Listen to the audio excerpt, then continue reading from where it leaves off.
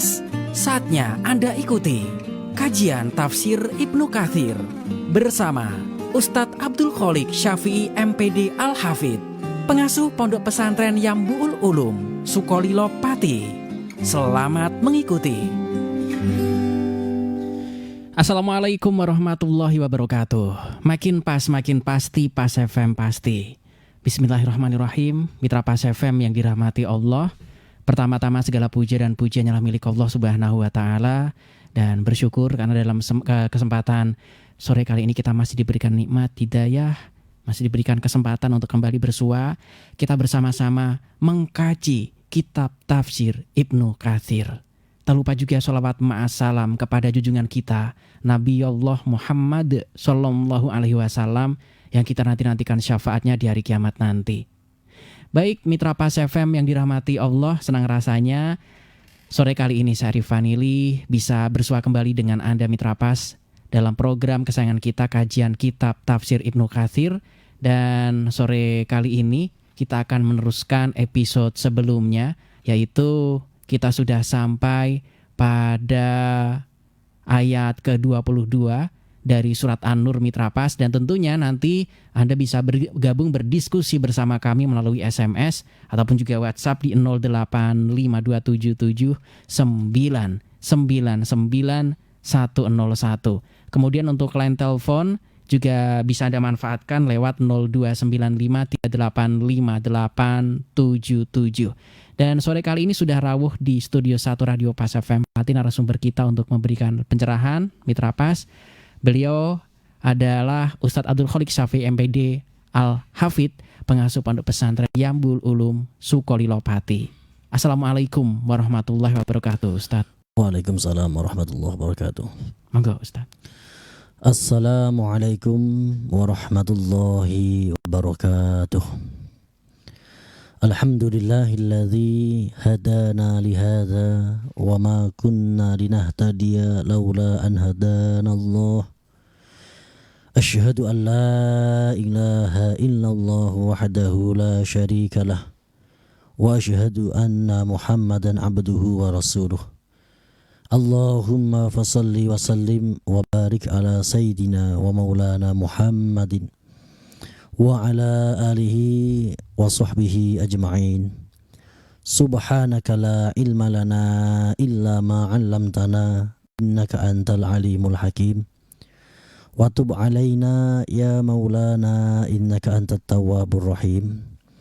Rabbi shrah li sadri wa yassir li amri wahlul 'uqdatam min lisani yafqahu qawli. Amin. Amma ba'd. Mitra Pas FM dimanapun Anda berada, semoga senantiasa mendapat rahmat dari Allah Subhanahu wa Ta'ala. Dan yang saya hormati sahabat saya Mas Ari yang selalu setia menemani kajian tafsir Ibnu Katsir. Kita berharap dan berdoa semoga apa yang telah kita perjuangkan dalam rangka li'ila'i kalimatillah dengan niat nasyrul ilmi, Allah meridhai dan menganugerahkan keberkahannya kepada kita semua. Baiklah mitra Pas FM, mari kita lanjutkan kajian kita tafsir Ibnu Katsir surah An-Nur ayat ke-22.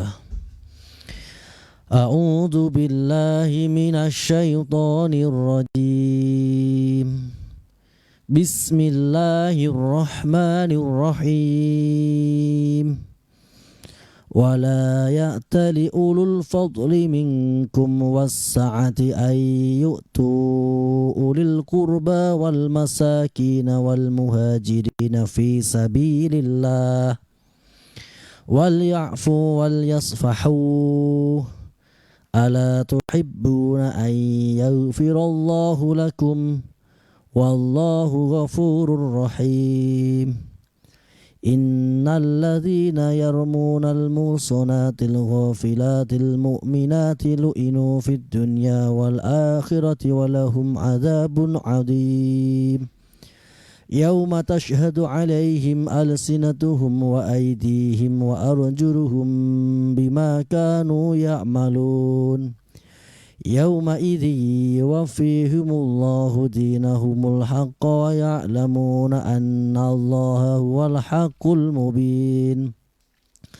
Al-khabisatu lil-khabisina wal-khabisuna lil-khabisat wat-tayyibatu lit-tayyibina wat-tayyibuna lit-tayyibat ulaika mubarrauna mimma yaqulun lahum maghfiratu wa rizqun karim.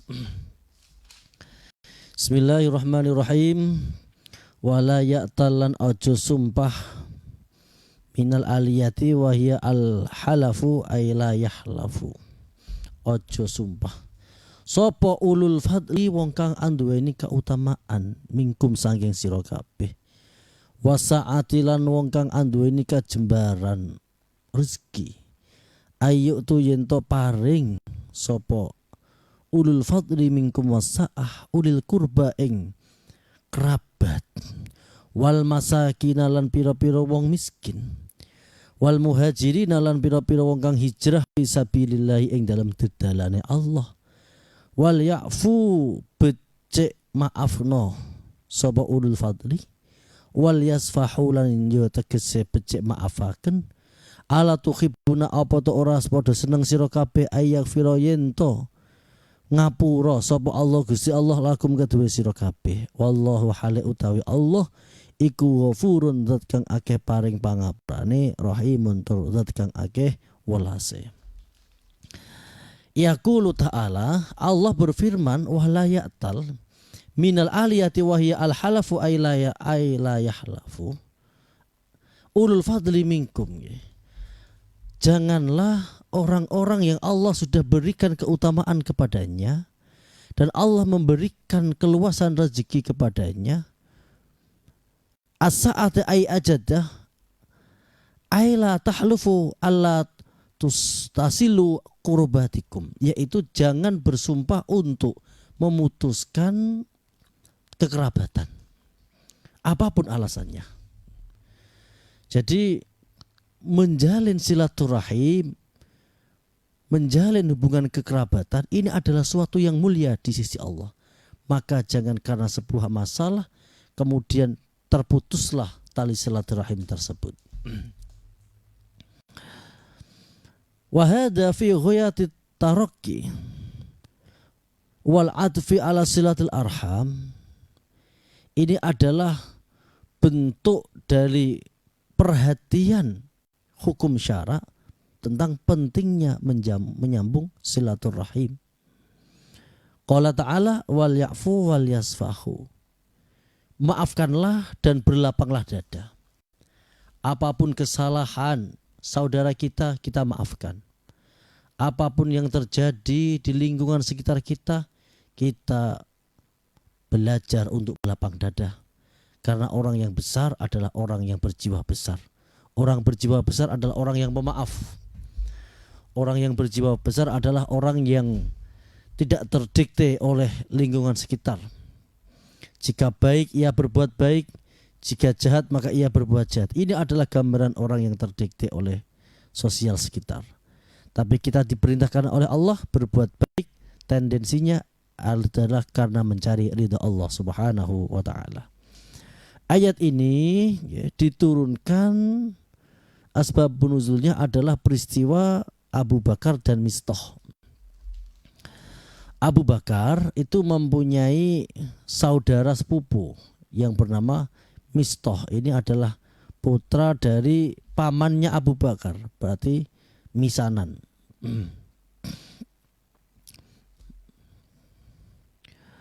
Suatu saat Mistah sepupunya Abu Bakar ini adalah kaum muhajirin, orang yang miskin dan tidak mampu menafkahi dirinya dan keluarganya, sehingga segala kebutuhannya ini ditanggung oleh Abu Bakar. Ketika terjadi peristiwa ifkun, berita bohong yang menimpa putri Abu Bakar yaitu Aisyah, istri dari Rasulullah, ternyata Mistah ini ikut terlibat membicarakan berita bohong tersebut. Setelah ayat yang membebaskan, yang menerangkan kesucian Aisyah turun, maka orang-orang yang berkontribusi menyebarkan berita bohong, memberikan tuduhan-tuduhan yang tak pantas kepada Aisyah, diberikan had termasuk Mistah. Maka Abu Bakar kecewa betul. Ia marah ketika ada anak dari pamannya atau saudara sepupunya yang selama ini selalu ia bantu, yang selama ini segala kebutuhannya ia cukupi, tetapi ikut menyakiti putri yang sangat ia cintainya, Aisyah. Maka Abu Bakar marah dan Abu Bakar bersumpah untuk memutus segala bentuk pemberiannya kepada Mistah. Ia bersumpah tidak menafkahi Mistah. Bahkan ia bersumpah untuk memutus segala apapun yang berkaitan tentang Mistah. Maka turunlah ayat wala ya'tali ulul fadli minkum wasa'ah il akhiri. Yang artinya maksud dari ayat ini adalah Abu Bakar ini adalah ulul fadli, orang yang mempunyai keutamaan. Kemudian ulul fadli wasa'ah, mempunyai kelebihan dalam rezeki. Abu Bakar adalah saudagar yang kaya, yang mulia di sisi Allah dan mulia di sisi manusia. Maka hendaknya orang yang sudah mulia demikian ini jangan berbuat yang tidak baik, yaitu dengan memutuskan silaturahimnya dengan sepupunya Mistah dan memutus segala pemberian nafkahnya kepada Mistah. Sebenarnya kalau kita melihat hukum teori sosial, ya sah-sah saja. Sebagai seorang ayah, Abu Bakar tentu marah jika ada orang yang membicarakan keburukan anaknya. Seorang ayah tentu akan marah jika anaknya disakiti oleh orang lain. Apalagi yang menyakiti ini adalah saudara sendiri. Yang menyakiti ini adalah seorang yang selama ini ia cukupi segala kebutuhannya. Tapi Allah mengingatkan kembali bahwa agama ini bukan karena sekedar sosial saja. Sebagaimana hukum sosial, ketika baik maka kita baik, ketika orang buruk kita buruk. Tidak seperti itu. Agama ini adalah agama Allah, yang apapun dilakukan harus bersandarkan ridha Allah. Kita berbuat baik kepada orang lain, tendensinya adalah menjalankan perintah Allah, sehingga apapun respon balik dari orang di sekitar kita tidak akan mengganggu perbuatan kita, tidak akan mengganggu amal baik kepada siapapun, dan terlebih kepada orang yang telah menyakiti kita.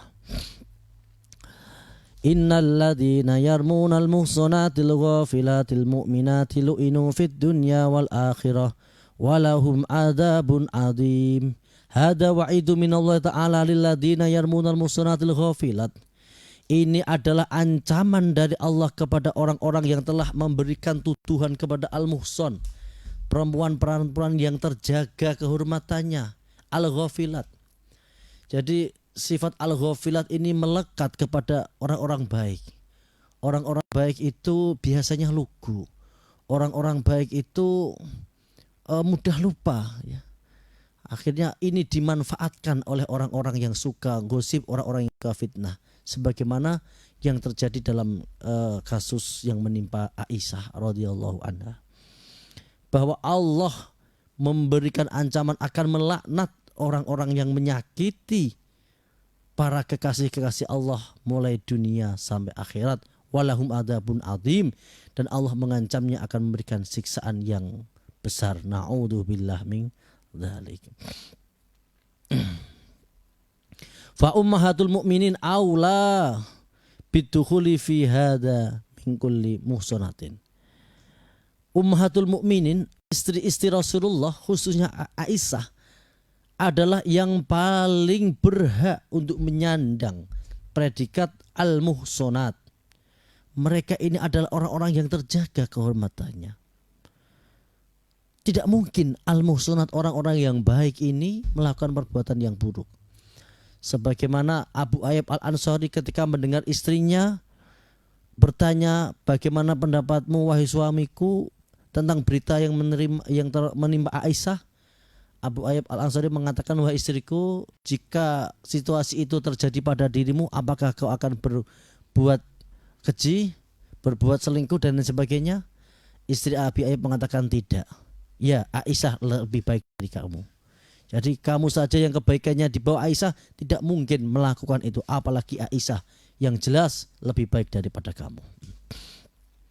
Yauma tashhadu alaihim alsinatuhum wa aydihim wa arjuluhum bima kanu ya'malun. Jadi qala Ibnu Abi Hatim hadatsana Abi Sa'id hadatsana Abi Yahya Az-Razi an Umar bin Abi Qais an Mutarrif anil Muhal an Sa'id an Jubair an qala yani al-musyrikina idza ra'au annahu la yadkhulu al-jannata illa ahla salat qalu ta'ala hatta najadahu fayajakhiduna fayahtamu ala afwahihim wa tashhadu aydihim arjuluhum ma la yaktumuna Allah hadisa. Jadi orang-orang musyrik ketika melihat bahwa mereka ini akan dimasukkan ke neraka, mereka ini juga meminta saksi ketika semua bukti sudah diberikan, bukti-bukti catatan malaikat semua sudah ada semua, orang-orang kafir sebagian dari mereka itu meminta bukti yang lebih konkret, yaitu bukti dari anggota badan ia sendiri. Maka Allah mengabulkan, yaitu dengan yauma tasyhadu alaihim alsinatum wa aydihim wa arjuluhum bima kanu ya'malun. Semuanya akan menjadi saksi atas keburukan orang tersebut. Al-khabisatu lil khabisin wal khabisuna lil khabisat wat thayyibatu lit thayyibina wat thayyibuna lit thayyibat ulaika mubarrauna mimma yaqulun lahum maghfiratu wa rizqun karim. Qala Ibnu Abbas al-khabisat minal qawli lil khabisina minar rijali wal khabisuna minar rijali khabisat minal qaul. Jadi wanita-wanita yang baik itu ya akan selalu berkata-kata yang baik. Begitu juga laki-laki yang baik juga akan selalu mengucapkan kata-kata yang baik. Jadi mangkana yu'minu billahi wal yaumil akhir falyakul khairan aw falyasmut. Barang siapa yang beriman kepada Allah dan hari akhir, maka ucapkanlah yang khair, yang baik, atau lebih baik diam. Jadi sikap dari seseorang itu bisa dilihat dari bagaimana ia berkata. Jika ia sering berkata-kata yang negatif, sering menjelek-jelekan orang lain, sebenarnya ia telah menunjukkan kualitas dirinya sendiri. Maka orang yang selalu mengatakan hal-hal negatif atas pribadi orang lain, sebenarnya ia sedang menjelaskan siapa dirinya. Ini maksudnya Ibnu Abbas. Terus kemudian juga ada yang memberikan tafsiran bahwa ini artinya wanita-wanita yang baik Allah akan bertemukan dengan laki-laki yang baik. Begitu juga sebaliknya. Maka ada ungkapan bahwa jodoh adalah cermin dari diri kita sendiri. Kalau kita ingin mendapatkan jodoh yang baik, maka kita juga harus berusaha menjadi orang yang baik. Karena orang yang baik akan Allah pertemukan dengan orang yang baik, dan orang yang buruk akan Allah pertemukan dengan buruk. Terus juga ada pendapat lain, yaitu bahwa orang itu akan dikumpulkan dengan komunitasnya. Sebagaimana ungkapan para bujaga, burung terbang sesuai dengan jenisnya. Perkutut, jadi ia akan berkoloni dengan perkutut. Manuk dara juga begitu, dan seterusnya. Orang-orang juga seperti itu. Orang-orang yang hobinya olahraga nanti juga ia akan bertemu dengan orang yang sehobi dan sefaham. Nah, maksud dari ini, orang-orang yang terbiasa berpikir positif, maka Allah akan bertemukan dengan orang-orang yang selalu berpikir positif. Sedangkan orang-orang yang al-khabisat, maka ia juga akan bertemu dengan orang-orang yang selalu berpikir tentang keburukan. Jadi seorang mukmin akan mengambil sisi positif dari setiap perkataan dan kejadian. Sedangkan seorang yang fajir, orang yang buruk adalah orang yang selalu mengambil sisi negatif dari setiap perkataan dan kejadian. Ketika ada sebuah kejadian, orang yang baik maka dia akan selalu berpikir positifnya, akan mengambil hikmahnya. Begitu juga orang yang jiwanya buruk, apapun yang ia hadapi pasti ia akan berpikiran secara buruk.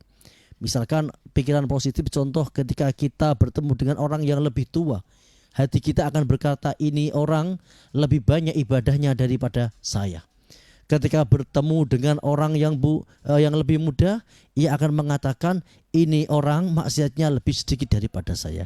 Ini adalah at-thayyib, at-thayyibun, at-thayyibat, orang-orang laki-laki yang baik, perempuan-perempuan yang baik, ia akan selalu dipenuhi dengan pikiran-pikiran yang positif. Apapun kejadian yang ia alami, ia akan selalu berpikir positif. Ketika ia mendapatkan kebahagiaan, ia bersyukur. Ketika ia mendapatkan sebuah musibah, maka ia akan bersabar. Jadi apapun yang ia alami, ini akan menjadi baik. Ya, ini diantara maksud dari al-khabisatu lil khabisin wal khabisuna lil khabisat wa thayyibatu lit thayyibin wa thayyibuna lit thayyibat ulaika mubarrauna mimma yaqulun. Dari kejadian kepada Aisyah, orang-orang yang berpikirannya positif seperti Abu Ayyub Al-Ansari, meskipun terdengar berita yang tidak baik tentang Aisyah, ia berpikir positif. Tetapi orang-orang seperti Abdullah bin Ubay bin Salul yang memang karakternya buruk, apapun yang ia lihat, meskipun di depannya berita ini adalah tentang Aisyah, kekasih Rasulullah, dia pun berpikir negatif.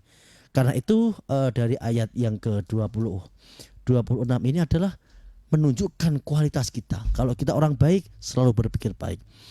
Kalau kita orang yang mulia, maka kita akan memuliakan orang lain. Karena memuliakan orang lain sebenarnya memuliakan diri kita sendiri. Demikian penjelasan tentang ayat ke-22 sampai ayat ke-26. Selanjutnya untuk membuka wawasan kita lanjutkan dialog interaktif. Monggo Mas Ari. Baik, untuk Anda Mitra Pas yang ingin bergabung, silakan Anda bisa masuk melalui SMS ataupun juga WhatsApp di 085277999101. Saya juga terima penelpon yang ingin bergabung di 0295385877. Assalamualaikum warahmatullahi wabarakatuh, Pak Sempati. Waalaikumsalam Mas Ari. Oke, dari siapa di mana Bapak? Dari Mas Udin di Juwana. Mas Oke, silakan monggo Mas Udin, nggak perlu ketinggalan ini. Ini mengenai memutus silaturahmi ya Pak Ustadz. Begini Pak Ustadz, kalau misalnya ada orang yang kemudian memutus silaturahim dengan kita dan kita berusaha menyambungnya, tapi yang bersangkutan tidak mau diajak bersahabat kembali misalnya. Nah ini bagaimana seharusnya kita Pak Ustadz, karena kita berusaha baik tapi yang sana tidak mau diajak baik. Nah ini bagaimana harusnya secara hukum Islam Pak Ustadz? Terima kasih. Assalamualaikum. Waalaikumsalam warahmatullahi wabarakatuh. Karena bagaimanapun kalau santri ini kan takut ada hadis kalau misalkan 3 hari saja tidak berbicara, tidak bertegur sapa, tidak berbaikan, ancamannya ini neraka ini Ustadz. Makanya kita takut nih kadang seperti itu. Mohon pencerahannya Ustadz. Ya. Salah satu dari kebaikan agama ini adalah selalu mengajarkan ketika kita bertemu ya karena Allah, kita bersahabat karena Allah, suatu saat kita terpisah juga karena Allah. Jadi mulai dari pijakan ini akan menjadi penguat bagi hati kita. Ketika kita bertemu dengan siapa saja, berkerabat, bersahabat dengan siapa saja, yakini ini semua karena Allah dan jadikan ini karena Allah. Artinya karena Allah itu berarti ketika kita bersahabat menambah kebaikan kita. Kemudian di dalam perjalanan nanti tentu akan kita jumpai dalam perjalanannya, karena hidup ini tidak seindah film-film sinetron. Kadang-kadang banyak hal di tengah perjalanan yang menjadikan hubungan kita menjadi regang ya. Dan kemudian takdir mengatakan kita terpisah ya. Dan kita sudah berusaha untuk menghubungi, sudah berusaha untuk berbuat baik, tetapi yang bersangkutan tetap tidak berkeyakinan, maka itu sudah tidak ada beban bagi kita. Secara syariat kita sudah tidak mengalami yang namanya taksir. Taksir itu usaha. Jadi dalam usaha apapun, ketika kita belajar apapun, yang penting ada usaha. Usaha agar sholat kita benar, usaha agar ibadah kita benar, usaha agar kita dapat ilmu. Tapi apapun hasilnya, itu adalah bagian takdir dari Allah Subhanahu wa ta'ala. Begitu juga tentang silaturahim. Kita berusaha untuk menyambung silaturahim dengan mengadakan reuni keluarga, dengan mengadakan arisan keluarga, apapun yang dapat mendekatkan itu dengan keluarga kita. Tapi pada kenyataannya pasti dalam sebuah perkumpulan itu ada salah satu anggota yang tercecer. Sebagaimana Bani Hasyim, kita tahu Bani Hasyim ketika mendapat pressure dari orang-orang Quraisy dan orang Quraisy ingin mencelakakan Nabi Muhammad, maka Abu Thalib berbicara di depan Bani Hasyim dan mengatakan bahwa kalian yang sudah mengimani apa yang ia bawa, lindungi sebagaimana engkau adalah mengimani apa yang ia bawa. Tetapi kalian yang belum atau tidak sepaham dengan apa yang ia bawa, maka lindungi ia atas nama darah, atas nama keluarga. Di saat itu muncul sosok Abu Lahab yang menyatakan walk out, keluar dari itu dan tidak ikut-ikut. Nah ini apapun ini bukti bahwa kita ini manusia. Jadi justru dengan itu baik. Ketika kita berusaha dan kita gagal itu sebenarnya baik agar mendidik kita agar kita tidak mempunyai sifat ujub, agar tidak ujubnya. Kalau apapun yang kita inginkan, apapun yang kita usahakan justru selalu terpenuhi, nanti kita akan mempunyai sifat ujub. Kadangkala kita ingin berbuat baik, tapi orang lain tidak mau, ya sudah, ini mungkin semuanya baik bagi kita dan kita tetap berbuat baik kepada siapapun, berbuat baik kita atas dasar mencari ridho Allah Subhanahu wa taala. Amin.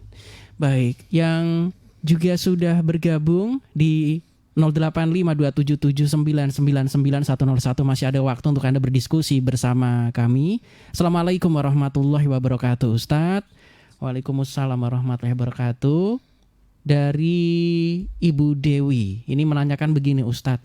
Kalau misalkan ada kejadian ini beberapa kaum hawa, saya sebutkan seperti itu saja, kemudian berjodoh dengan orang yang tidak sesuai harapan, akhirnya bercerai, Ustadz. Padahal juga saya tahu ini orang-orang yang baik, bertanggung jawab kepada putra-putrinya, hanya saja karena keadaan akhirnya disepelekan sama para suami. Padahal ini kan orang-orang baik, tidak seperti yang di ayat tadi. Ini bagaimana Ustadz pencerahannya? Monggo.